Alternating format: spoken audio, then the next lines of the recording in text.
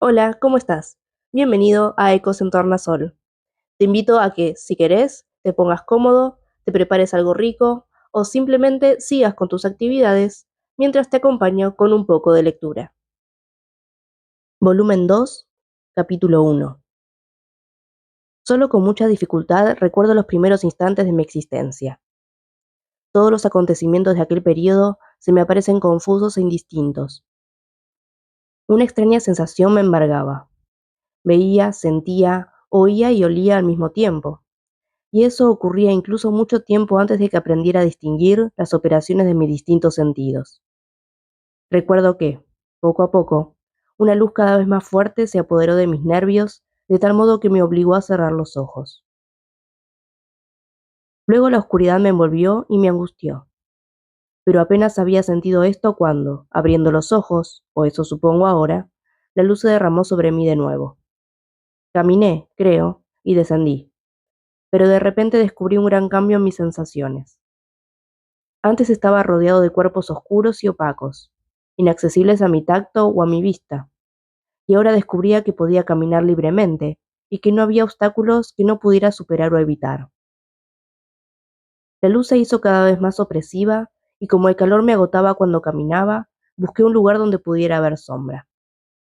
Fue en el bosque que hay cerca de Ingolstadt, y allí, junto a un arroyo, me tumbé durante unas horas y descansé, hasta que sentí las punzadas del hambre y la sed. Esto me obligó a levantarme y abandonar mi sueño, y comí algunos frutos del bosque que encontré colgando de los árboles o tirados por el suelo. Sacié mi sed en el arroyo, y luego, volviéndome a tumbar, me embargó el sueño. Ya era de noche cuando me desperté. También sentí frío, y se puede decir que instintivamente casi me asusté al descubrirme completamente solo. Antes de abandonar vuestros aposentos, como tuve sensación de frío, me había cubierto con algunas ropas, pero eran insuficientes para protegerme de los rocíos de la noche. Era un pobre desgraciado, indefenso y miserable. Ni sabía ni podía comprender nada, pero sintiendo que el dolor invadía todo el cuerpo, me senté y lloré. Poco después, una hermosa luz fue cubriendo los cielos poco a poco y tuve una sensación de placer. Me levanté y observé una brillante esfera que se elevaba entre los árboles. La miré maravillado. Se movía lentamente, pero iluminaba mi camino y de nuevo fui a buscar frutos. Todavía estaba aterido cuando, bajo uno de los árboles, encontré una enorme capa con la cual me cubrí y me senté en la tierra. No había ideas claras en mi mente. Todo me resultaba confuso. Sentía la luz, el hambre, la sed y la oscuridad. Innumerables sonidos tintineaban en mis oídos, y por todas partes me llegaban distintos olores. Lo único que podía distinguir era la luna brillante, y clavé mis ojos en ella con placer. Transcurrieron varios días y noches, y la esfera de la noche ya había menguado mucho cuando comencé a distinguir unas sensaciones de otras. Poco a poco empecé a discernir con facilidad el arroyo claro que me proporcionaba el agua y los árboles que me cubrían con su follaje. Me encantó descubrir por vez primera aquel sonido tan agradable que a menudo halagaba mis oídos, y que procedía de las gargantas de pequeños animales alados que a menudo la luz de mis ojos descubría. También comencé a ver con más precisión las formas que me rodeaban, y a comprender las horas de la radiante luz que se derramaba sobre mí.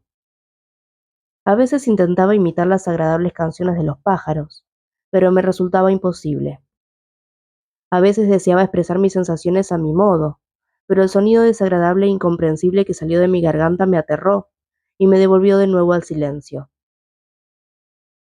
La luna había desaparecido de la noche y se volvió a mostrar de nuevo con una forma más pequeña mientras yo aún vivía en el bosque. Por aquel entonces, mis sensaciones habían llegado a ser ya bastante claras, y mi mente todos los días concebía nuevas ideas. Mis ojos empezaron a acostumbrarse a la luz, y a percibir los objetos con sus formas precisas. Ya distinguía los insectos de las plantas, y poco a poco unas plantas de otras. Descubrí que los gorriones apenas cantaban, salvo unas notas toscas, mientras que las de los mirlos eran dulces y encantadoras. Un día, cuando me hallaba aterido de frío, encontré un fuego que habían abandonado algunos mendigos vagabundos, y me embargó un gran placer cuando sentí su calor.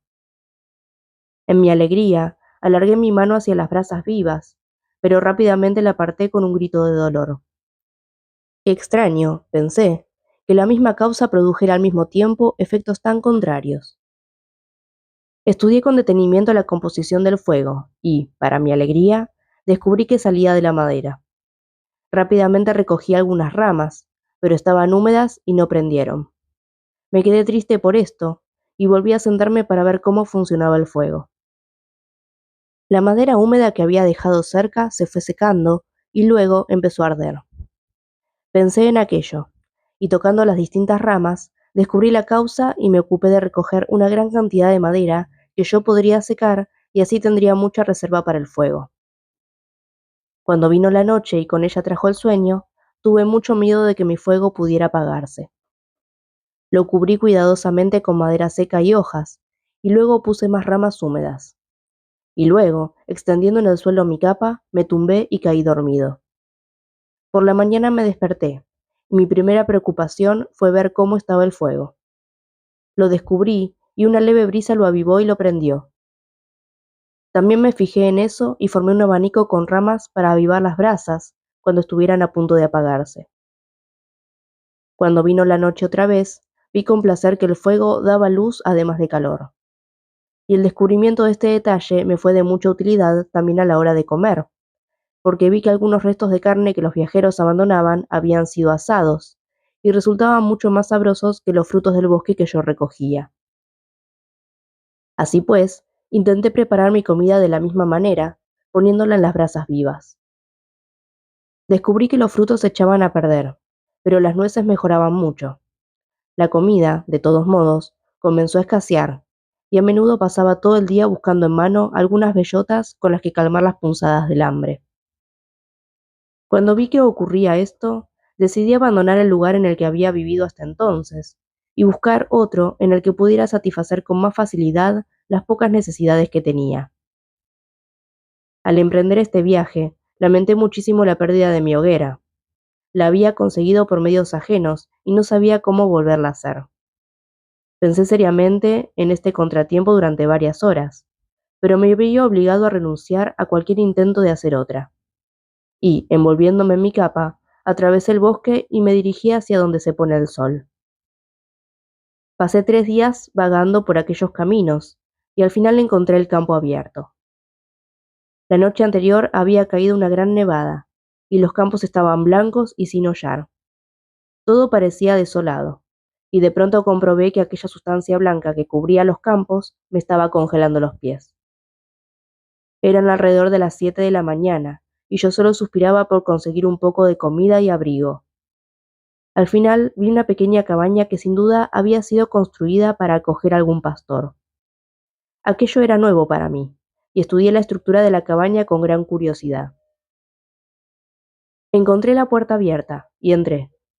Había un anciano allí sentado, cerca de la chimenea sobre la cual estaba preparándose el desayuno.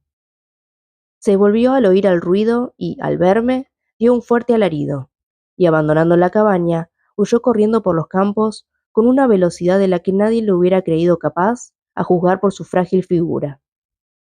Su huida me sorprendió un tanto, pero yo estaba encantado con la forma de aquella cabaña. Allí no podían penetrar ni la nieve ni la lluvia. El suelo estaba seco, y aquello me parecía un refugio tan excelente y maravilloso como les pareció el pandemonium a los señores del infierno después de asfixiarse en el lago del fuego. Devoré con avidez los restos del desayuno del pastor, que consistían en pan, queso, leche y vino del Rin. Pero esto último, de todos modos, no me gustó. Entonces me invadió el cansancio, me tumbé sobre un poco de paja y me dormí. Ya era mediodía cuando me desperté, y animado por el calor del sol, decidí reemprender mi viaje, y colocando los restos del desayuno del campesino en un zurrón que encontré, continué avanzando por los campos durante varias horas, hasta que llegué a una aldea al atardecer. Me pareció un verdadero milagro. Las cabañas, las casitas y las granjas, tan ordenadas, y las casas de los hacendados, unas tras otras, suscitaron toda mi admiración. Las verduras en los huertos y la leche y el queso que vi colocados en las ventanas de algunas granjas me cautivaron. Entré en una de las mejores casas, pero apenas había puesto el pie en la puerta cuando los niños comenzaron a gritar y una de las mujeres se desmayó. Todo el pueblo se alarmó. Algunos huyeron. Otros me atacaron, hasta que gravemente magullado por las piedras y otras muchas clases de armas arrojadizas, pude escapar a campo abierto, y aterrorizado, me escondí en un pequeño cobertizo, completamente vacío y de aspecto miserable, comparado con los palacios que había visto en la aldea. Aquel cobertizo, sin embargo, estaba contiguo a una casa de granjeros que parecía muy cuidada y agradable, pero después de mi última experiencia, que tan cara me había costado, no me atreví a entrar en ella. El lugar de mi refugio se había construido con madera, pero el techo era tan bajo que solo con mucha dificultad podía permanecer sentado allí dentro. De todos modos, no había madera en el suelo, como en la casa, pero estaba seco, y aunque el viento se colaba por innumerables rendijas, me pareció una buena protección contra la nieve y la lluvia. Así pues, allí me metí y me tumbé, feliz de haber encontrado un refugio ante las inclemencias de la estación y sobre todo ante la barbarie del hombre. Capítulo 2. Tan pronto como despuntó la mañana, salí arrastrándome del refugio para ver la casa cercana y comprobar si podía permanecer en la guarida que había encontrado. Mi cobertizo estaba situado en la parte trasera de la casa y rodeado a ambos lados por una posilga y una charca de agua limpia. También había una parte abierta, por la que yo me había arrastrado para entrar. Pero entonces cubrí con piedras y leña todos los resquicios por los que pudieran descubrirme, y lo hice de tal modo que podía moverlo para entrar y salir. La única luz que tenía procedía de la posilga, y era suficiente para mí.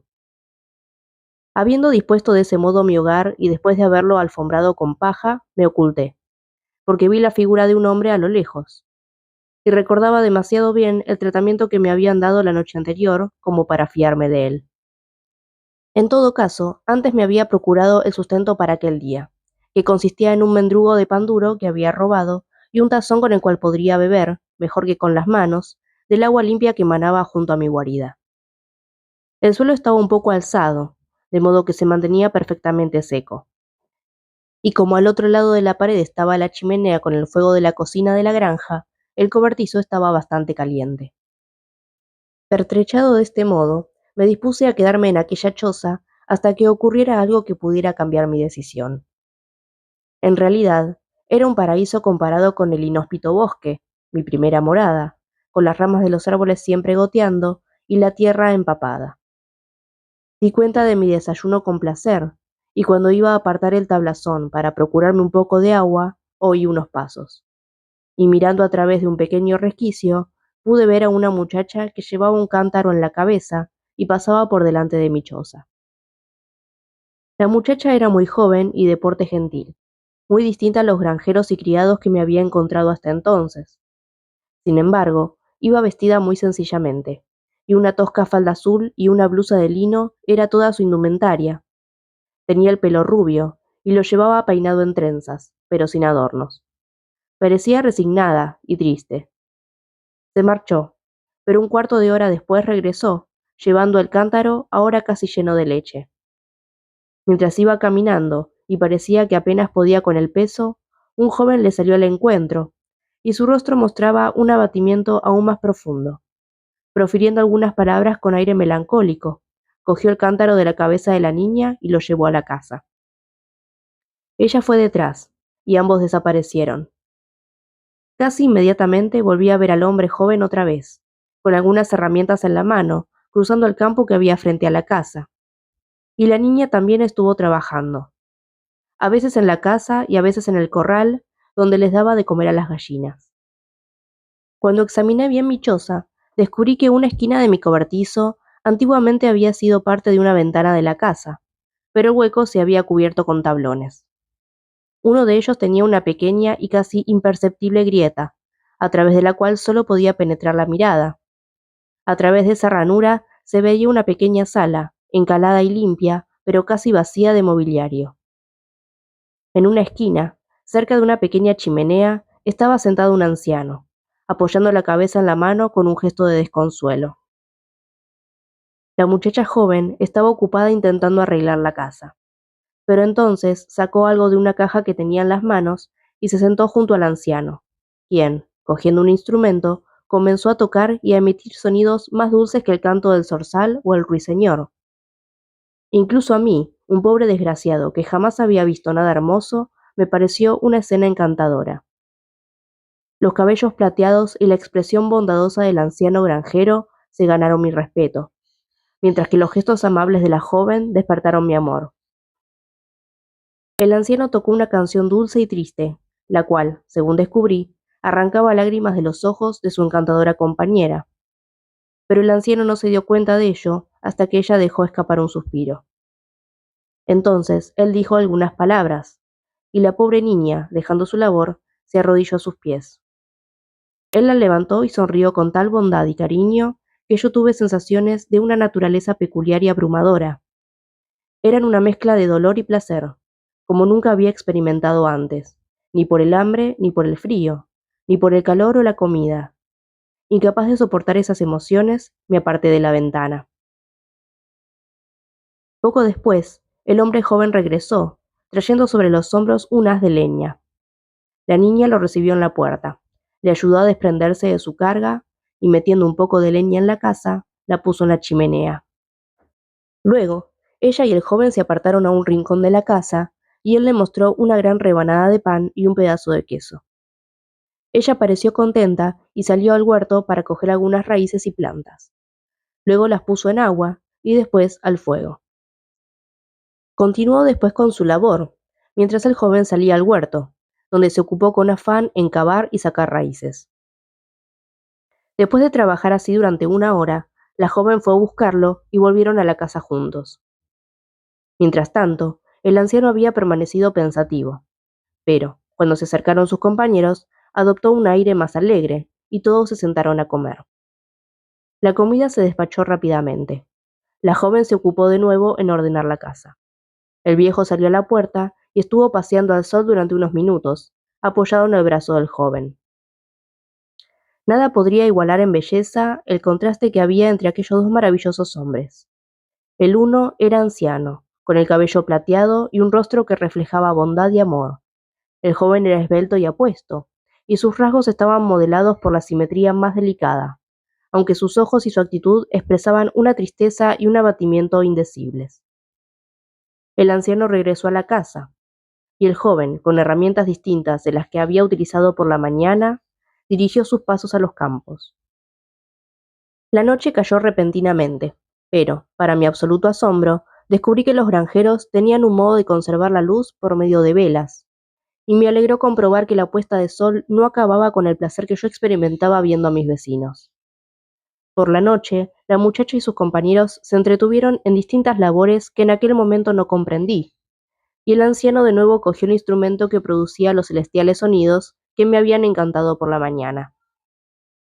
Tan pronto como hubo concluido, el joven comenzó no a tocar, sino a proferir sonidos que resultaban monótonos y en nada recordaban la armonía del instrumento del anciano ni las canciones de los pájaros.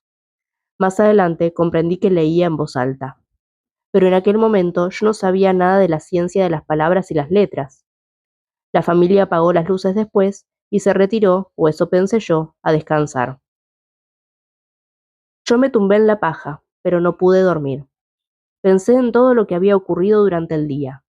Lo que me llamaba la atención principalmente eran los amables modales de aquellas personas, y anhelé unirme a ellos, pero no me atreví. Recordaba demasiado bien el trato que había sufrido la noche anterior por parte de aquellos aldeanos bárbaros, y decidí que, cualquiera que fuera la conducta que pudiera adoptar en el futuro, por el momento me quedaría tranquilamente en mi cobertizo, observando e intentando descubrir las razones de sus actos. Los granjeros se levantaron a la mañana siguiente antes de que saliera el sol. La joven aderezó la casa y preparó la comida, y el joven, montado en un animal grande y extraño, se alejó. Aquel día transcurrió con la misma rutina que el día anterior. El hombre joven estuvo todo el día ocupado fuera, y la muchacha se entretuvo en varias ocupaciones y labores en la casa. El anciano, pronto supe que era ciego, empleaba sus largas horas de asueto tocando su instrumento o pensando. Nada puede asemejarse al cariño y al respeto que los jóvenes granjeros le demostraban a aquel anciano venerable. Le prodigaban toda la amabilidad imaginable esas pequeñas atenciones del afecto y el deber, y él las recompensaba con sus bondadosas sonrisas. Sin embargo, no eran completamente felices. El hombre joven y su compañera a menudo se apartaban a una esquina de su habitación común y lloraban. Yo no conocía la causa de su tristeza, pero aquello me afectaba profundamente. Si aquellas criaturas tan encantadoras eran desdichadas, resultaba menos extraño que yo, un ser imperfecto y solitario, fuera completamente desgraciado. Pero, ¿por qué aquellos seres tan buenos eran tan infelices? Tenían una casa preciosa, o al menos lo era a mis ojos, y todos los lujos. Tenían una chimenea para calentarse cuando helaba, y deliciosos alimentos para cuando tenían hambre. Iban vestidos con ropas excelentes, y aún más, podían disfrutar de la compañía mutua y de la conversación, y todos los días intercambiaban miradas de cariño y afecto. ¿Qué significaban entonces aquellas lágrimas? ¿Expresarían realmente dolor? Al principio fui incapaz de responder a estas preguntas, pero una constante atención y el transcurso del tiempo consiguieron explicarme muchas cosas que al principio me parecieron enigmáticas. Capítulo 3. Transcurrió un considerable periodo de tiempo antes de que descubriera una de las causas de la inquietud de aquella encantadora familia. Era la pobreza, y sufrían esa desgracia hasta unos límites angustiosos. Su sustento solo constaba de pan, las verduras de su huerto y la leche de una vaca, que daba muy poca durante el invierno, cuando sus dueños apenas podían encontrar alimento para ella. Creo que a menudo sufrían muy desagradablemente la punzada del hambre, sobre todo los dos jóvenes granjeros, porque muchas veces vi cómo le ponían al anciano la comida delante, cuando ellos no tenían nada para sí. Ese rasgo de bondad me conmovió profundamente. Yo me había acostumbrado a robar parte de sus viandas durante la noche, para mi propio sustento, pero cuando descubrí que al hacerlo infligía aún más sufrimiento a los granjeros, me abstuve y me conformé con las bayas, nueces y raíces que recolectaba en un bosque cercano. También descubrí otros medios mediante los cuales podía colaborar en sus trabajos. Comprobé que el joven empleaba buena parte del día en recoger madera para el hogar familiar, así que por la noche, con frecuencia cogía sus herramientas, enseguida aprendí cómo se utilizaban, y llevaba a la casa leña suficiente para el consumo de varios días. Recuerdo que la primera vez que hice eso, la muchacha que abrió la puerta por la mañana pareció absolutamente sorprendida al ver un gran montón de madera en el exterior. Dijo algunas palabras en voz alta, e inmediatamente el joven salió y también pareció sorprendido. Observé con placer que aquel día no iba al bosque, sino que lo empleaba en reparar la granja y en cultivar el huerto.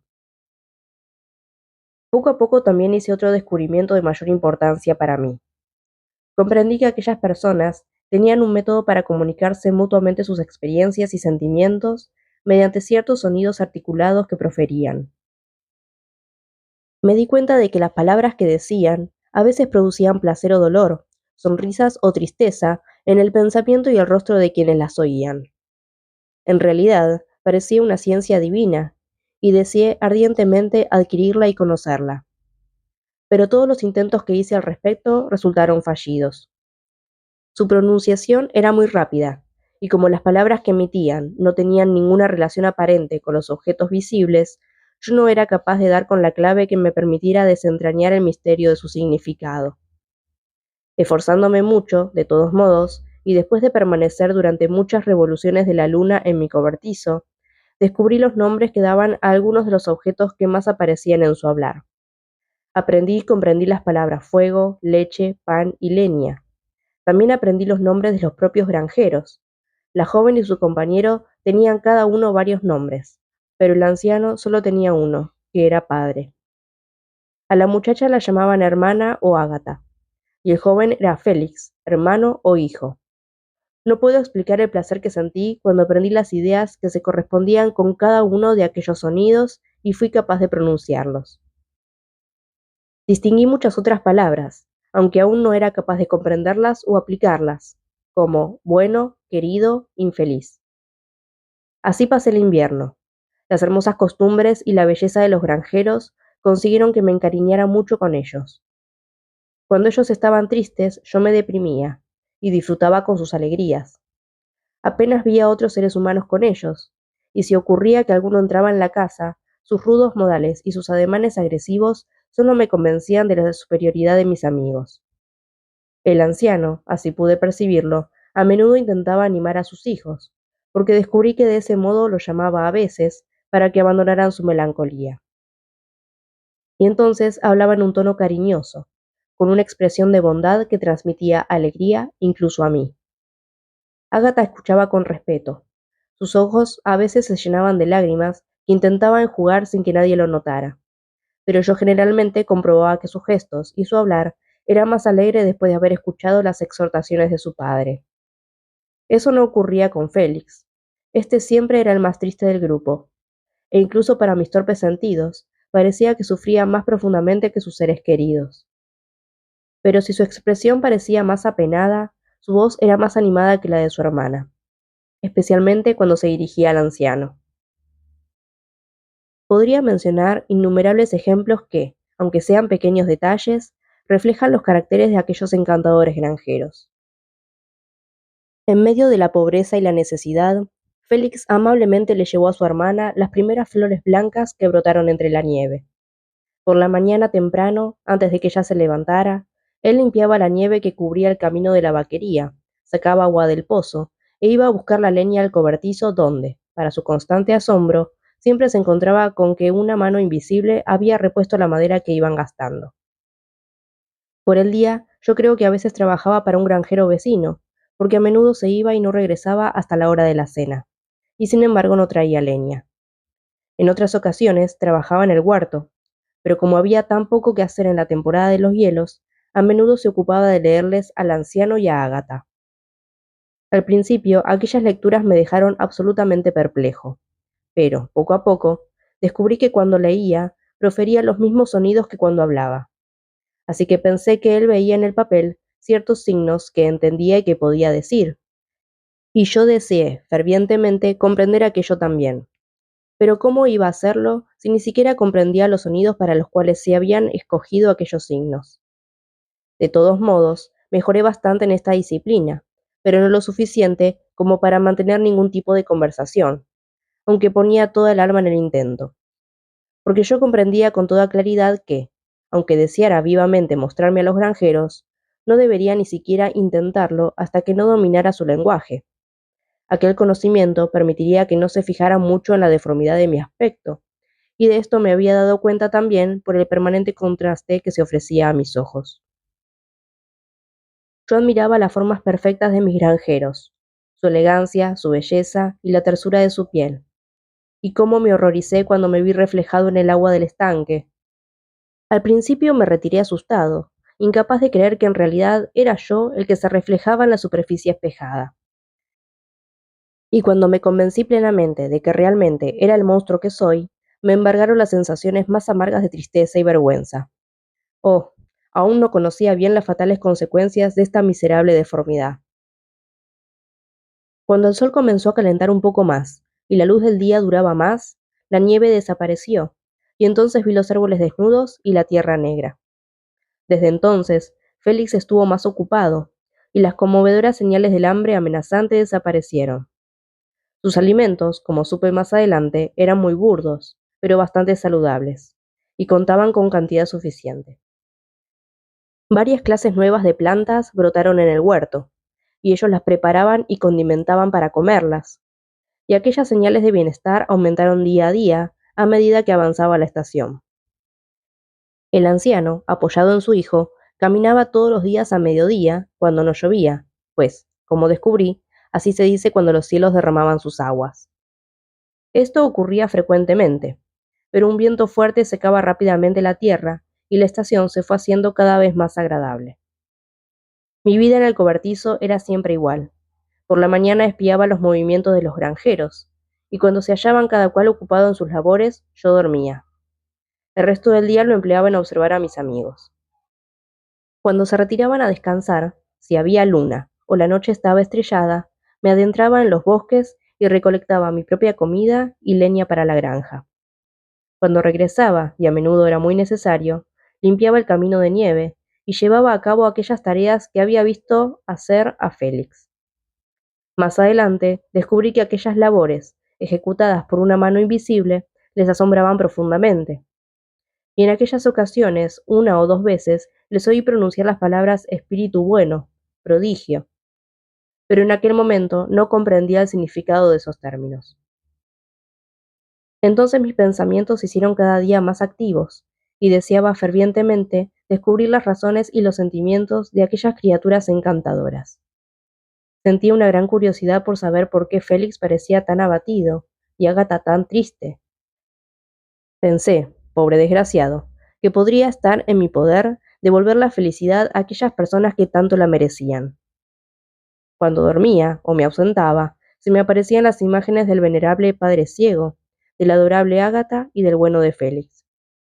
Yo los consideraba como seres superiores, que podrían ser dueños de mi destino futuro. Tracé en mi imaginación 1000 modos de presentarme ante ellos, y pensé cómo me recibirían. Imaginé que sentirían asco, hasta que con mis amables gestos y mis palabras conciliadoras consiguiera ganarme su favor y más adelante su cariño. Aquellos pensamientos me entusiasmaban y me obligaban a esforzarme con renovado interés en el aprendizaje del arte del lenguaje. Mi garganta era bastante ruda, pero flexible, y aunque mi voz era muy distinta a la suave melodía de sus voces, conseguía, sin embargo, pronunciar con bastante facilidad aquellas palabras que comprendía. Era como el burro y el perrillo faldero, y de todos modos, el buen burro, cuyas intenciones eran buenas, aunque sus modales fueran un tanto rudos, merecía mejor trato que los golpes y los insultos. Las lluvias suaves y la adorable calidez de la primavera cambió por completo el aspecto de la tierra. Los hombres, que antes de este cambio parecían haber estado escondidos en sus cuevas, se dispersaron por todas partes y se ocuparon en las distintas artes de la agricultura. Los pájaros cantaban con acentos más alegres, y las ramas comenzaron a echar brotes en los árboles. Mundo alegre y feliz, morada apropiada para los dioses, que muy poco tiempo antes estaba yerma, húmeda y enferma. Me animé mucho ante el encantador aspecto de la naturaleza. El pasado se borró de mi memoria, el presente era feliz, y el futuro refulgía con brillantes rayos de esperanza y promesas de alegría. Capítulo 4. Me apresuro ahora a narrar la parte más conmovedora de mi historia. Relataré sucesos que grabaron sentimientos en mí que, de lo que era, me han convertido en lo que soy. La primavera adelantaba rápidamente. El tiempo ya era muy agradable y los cielos estaban despejados. Me sorprendió que lo que antes estaba desierto y oscuro, ahora estallara con las flores más hermosas y con tanto verdor. 1000 perfumes deliciosos y 1000 escenas maravillosas gratificaban y animaban mis sentidos. Ocurrió uno de aquellos días, cuando mis granjeros habían hecho una pausa en su trabajo. El anciano tocaba la guitarra y sus hijos lo escuchaban. Observé que el rostro de Félix parecía más melancólico que nunca. Suspiraba constantemente, y entonces el padre dejó de tocar, y por sus gestos supuse que preguntaba por la razón de la tristeza de su hijo. Félix contestó con un tono alegre, y el anciano volvió a tocar la canción, cuando alguien llamó a la puerta. Era una dama montada a caballo, acompañada por un campesino que hacía de guía. La dama venía vestida con un traje oscuro, y se cubría con un tupido velo negro. Agatha hizo una pregunta. La extranjera solo contestó pronunciando, con un dulce acento, el nombre de Félix. Su voz era muy musical, pero no se parecía nada a la de mis amigos. Al oír aquella palabra, Félix se levantó y se acercó rápidamente a la dama, quien, al verlo, retiró el velo y mostró un rostro de belleza y expresión angelicales. Tenía el pelo muy negro y brillante, como el plumaje del cuervo, y curiosamente trenzado. Sus ojos eran oscuros, pero dulces, aunque muy vivos. Sus facciones eran regulares y proporcionadas, y su piel maravillosamente blanca, y las mejillas encantadoramente sonrosadas. Félix pareció sufrir un arrebato de alegría cuando la vio, y cualquier rastro de pena se desvaneció en su rostro, que inmediatamente brilló con un éxtasis de alegría, del cual apenas lo creía capaz. Sus ojos centellearon y sus mejillas enrojecieron de emoción, y en aquel momento pensé que era tan hermoso como la extranjera. Ella parecía dudar entre distintos sentimientos, Secándose algunas lágrimas en aquellos ojos encantadores, le tendió la mano a Félix, que la besó apasionadamente, y la llamó, por lo que pude distinguir, su dulce árabe. Ella pareció no comprenderle bien, pero sonrió. Él la ayudó a desmontar, y despidiendo al guía, la condujo al interior de la casa. Él y su padre intercambiaron algunas palabras, y la joven extranjera se arrodilló a los pies del anciano, y habría besado su mano, pero él la levantó y la abrazó cariñosamente. Pronto me di cuenta de que aunque la extranjera emitía sonidos articulados y parecía tener un lenguaje propio, ni los granjeros la entendían ni ella los entendía a ellos. Hacía muchos gestos que yo no entendía, pero vi que su presencia llenaba de alegría toda la casa, disipando la pena como el sol disipa las brumas de la mañana. Félix parecía especialmente feliz, y siempre se dirigía a su árabe con sonrisas radiantes. Ágata, la siempre dulce Ágata, besaba las manos de la encantadora extranjera, y, señalando a su hermano, hacía gestos que querían decir que él había estado triste hasta que ella llegó, o eso me parecía a mí. Transcurrieron así algunas horas. Por sus rostros se entendía que estaban contentos, pero yo no comprendía por qué. De repente me di cuenta, por la frecuencia con que la extranjera pronunciaba una palabra ante ellos, de que estaba intentando aprender su lengua. Y la idea que se me ocurrió instantáneamente fue que yo podría utilizar los mismos métodos para alcanzar el mismo fin. La extranjera aprendió cerca de 20 palabras en la primera lección. La mayoría de ellas, en realidad, eran aquellas que yo ya había aprendido, pero me aproveché de otras. Cuando llegó la noche, Agatha y la árabe se retiraron pronto. Cuando se separaron, Félix besó la mano de la extranjera y dijo: «Buenas noches, dulce Safi». Él se quedó despierto mucho más tiempo, conversando con su padre, y, por la frecuente repetición de su nombre, supuse que su encantadora invitada era el asunto de su conversación. Deseaba ardientemente comprender qué decían, y puse todos mis sentidos en ello, pero me resultó completamente imposible. A la mañana siguiente, Félix se fue a trabajar, y, después de que Ágata concluyera sus labores, la árabe se sentó a los pies del anciano, y cogiendo su guitarra, tocó algunas canciones tan encantadoramente hermosas que inmediatamente arrancaron de mis ojos lágrimas de pena y placer. Ella cantaba, y su voz fluía con una dulce cadencia, elevándose o decayendo, como la del ruiseñor en los bosques.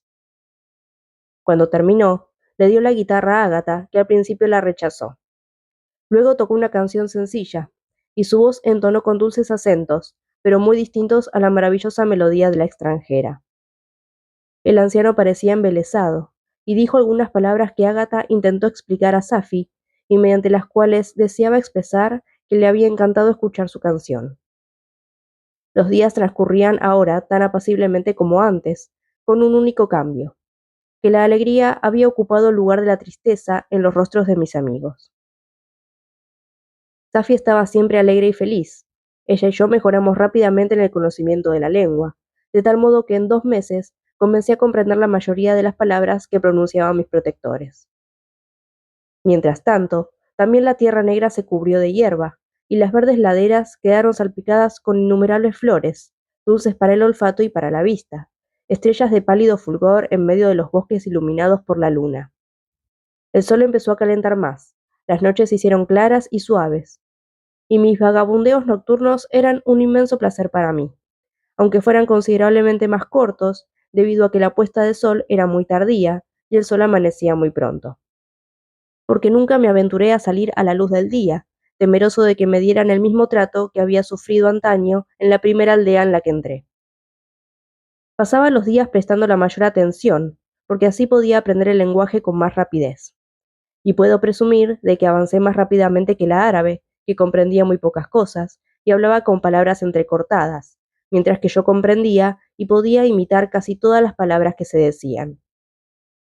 Mientras mejoraba mi forma de hablar, también aprendí la ciencia de las letras, mientras se las enseñaban a la extranjera, y esto me abrió todo un mundo de maravillas y placeres.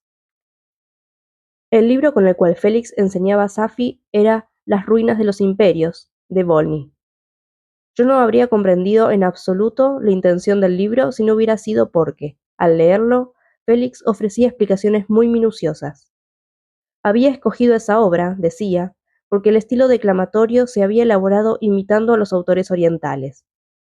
A través de esa obra, yo obtuve algunos conocimientos someros de historia y una visión general de los diversos imperios que hubo en el mundo. Me proporcionó una perspectiva de las costumbres, los gobiernos y las religiones de las distintas naciones de la Tierra. Entonces supe de la indolencia de los asiáticos, del genio insuperable y de la actividad intelectual de los griegos, de las guerras y la maravillosa virtud de los primeros romanos, y de su posterior degeneración, y del declive de aquel poderoso imperio, de la caballería, de la cristiandad y de los reyes. Supe del descubrimiento del hemisferio americano, y lloré con Safi por el desventurado destino de sus habitantes indígenas. Aquellas maravillosas narraciones me inspiraron extraños sentimientos. ¿De verdad era el hombre a un tiempo tan poderoso, tan virtuoso, tan magnánimo y sin embargo tan vicioso y ruin? En ocasiones se mostraba como un vástago del mal, y otras veces como poseedor de todo lo que puede concebirse de noble y divino. Ser un hombre grande y virtuoso parecía el honor más alto que pudiera recaer en un ser sensible. Ser ruin y vicioso, como ha quedado escrito que fueron tantos hombres, parecía la degradación más ínfima, una condición más abyecta que la de los topos ciegos o los gusanos inmundos. Durante mucho tiempo no pude comprender cómo podía atreverse un hombre a matar a un semejante, ni siquiera por qué eran necesarias las leyes o los gobiernos. Pero cuando conocí los detalles de las maldades y los crímenes, ya nada me maravilló, y desprecié todo aquello con asco y repugnancia. Las conversaciones de los granjeros me descubrían ahora nuevas maravillas. Mientras escuchaba atentamente las lecciones con las que Félix enseñaba a la árabe, fui aprendiendo el extraño sistema de la sociedad humana. Entonces supe del reparto de las riquezas, de las inmensas fortunas y de la extrema pobreza, de las familias, de los linajes y la nobleza de sangre. Las palabras me inducían a pensar sobre mí mismo. Aprendí que las posesiones más preciadas por vuestros semejantes eran un linaje elevado e inmaculado unido a las riquezas. Un hombre podría ganarse el respeto solo con una de esas dos cosas, pero si no contaba al menos con una de ellas, excepto en casos muy raros, se le consideraba un vagabundo y un esclavo, destinado a emplear su vida en provecho de unos pocos escogidos. ¿Y qué era yo? De mi creación y de mi creador yo no sabía absolutamente nada, pero sabía que no tenía ni dinero, ni amigos, ni nada en propiedad. Además, se me había dado una figura espantosamente deforme y repulsiva. Ni siquiera tenía la misma naturaleza que el hombre. Yo era más ágil y podía subsistir con una dieta bastante más escasa. Soportaba mejor los calores y los fríos extremados sin que mi cuerpo sufriera tantos daños. Y mi estatura era muy superior a la suya. Cuando miraba a mi alrededor, no veía ni oía que hubiera nadie como yo. ¿Era entonces un monstruo, un error sobre la tierra, un ser del que todos los hombres huían y a quien todos los hombres rechazaban? No puedo explicaros la angustia que aquellas reflexiones me producían. Intenté olvidarlas, pero el conocimiento solo logró aumentar mi pesadumbre. Oh, ojalá me hubiera quedado para siempre en mi bosque primero, sin saber ni sentir nada más que el hambre, la sed o el calor. ¿Qué cosa más extraña es el conocimiento? Cuando se ha adquirido, se aferra a la mente como el líquen a las rocas. A veces deseaba sacudirme todas las ideas y todos los sentimientos, pero aprendí que solo había un modo de superar la sensación de dolor, y era la muerte, un estado que temía, aunque no lo comprendía. Admiraba la virtud y los buenos sentimientos, y adoraba las amables costumbres y las encantadoras cualidades de mis granjeros, pero yo quedaba excluido de cualquier relación con ellos, excepto a través de medios que yo me procuraba a hurtadillas, cuando nadie me veía ni sabía de mi existencia, y que, más que satisfacer, aumentaban el deseo que tenía de ser uno más entre mis amigos. Las amables palabras de Ágata y las divertidas sonrisas de la encantadora árabe no eran para mí.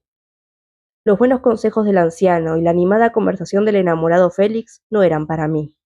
Miserable, infeliz desgraciado. Otras lecciones se quedaron grabadas en mí, incluso más profundamente. Conocí la diferencia de los sexos, y cómo nacen y crecen los niños, y cómo el padre disfruta de las sonrisas de su hijo, y de las alegres locuras de los muchachos mayores, y cómo toda la vida y los cuidados de la madre se depositan en esa preciosa obligación, y cómo la mente de la juventud se desarrolla y se adquieren conocimientos. Y supe de los hermanos y las hermanas, y todas las infinitas relaciones que unen a unos seres humanos con otros mediante lazos mutuos. Pero, ¿dónde estaban mis amigos y mis parientes? Ningún padre había visto mis días de infancia, ninguna madre me había bendecido con sonrisas y caricias, y si existieron, toda mi vida pasada no era ya más que una mancha, un vacío oscuro en el cual me resultaba imposible distinguir nada. Desde mi primer recuerdo, yo había sido como era en esos momentos, tanto en altura como en proporciones. No había visto a nadie que se me pareciera, ni que quisiera mantener ninguna relación conmigo. ¿Qué era yo? La pregunta surgía una y otra vez, y solo podía contestarla con lamentos. Luego explicaré a dónde me condujeron esas ideas, pero permitidme ahora regresar a los granjeros, cuya historia encendió en mí sentimientos encontrados de indignación, placer y asombro, pero todos terminaron finalmente en más cariño y respeto hacia mis protectores, porque así me gustaba llamarlos, engañándome a mí mismo de un modo inocente y casi doloroso. Gracias por escuchar y dejarme acompañarte. Si te gusta este espacio, podés darle like, contarme qué te pareció esta lectura y suscribirte para no perderte los próximos capítulos y que este eco siga resonando en Tornasol.